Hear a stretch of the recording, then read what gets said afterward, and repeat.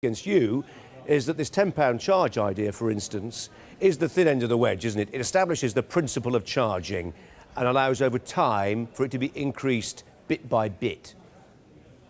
Well, I think as someone who actually introduced more competition when I was a health minister under Tony Blair, what we found was with elective surgery that patients liked the service, it forced the NHS to improve, and the outcomes were both beneficial in terms of value and in terms of patient experience.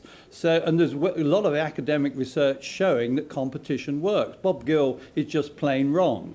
What you need to be able to do is actually ensure that the people come into the market are going to offer a better deal for the patient and for the taxpayer than the present incumbents.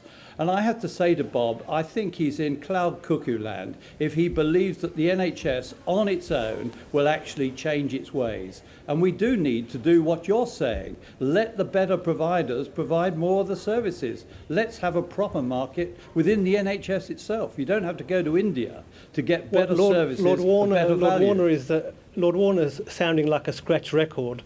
What the public need to be aware of is the proponents of more market, more privatisation and the insurance model. We need to look at these people's conflicts of interest.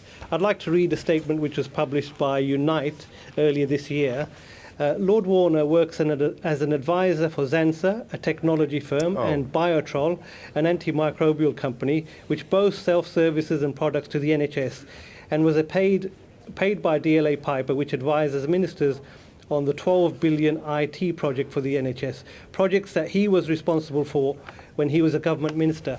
The whole Department of Health has been inundated with people with vested interest in privatisation. All right, I'll tell you what, Bob. Just hold it there. Bob Gill, just hold it there. I'll tell you for why. Because that may be, it may not be, that may be a fairly serious charge to level against Lord Warner. I've not had sight of that before. Well, we didn't know you were going to quote that. So I've just read an article from Unite which is available for everybody to read. All right.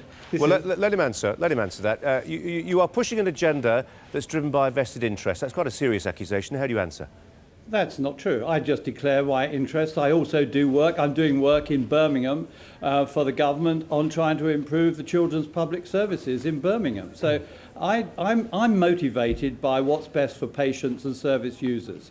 And I've been in the NHS, I use the NHS, and I've seen this service perform excellently, and I've seen it perform appallingly. And there's no getting away from that.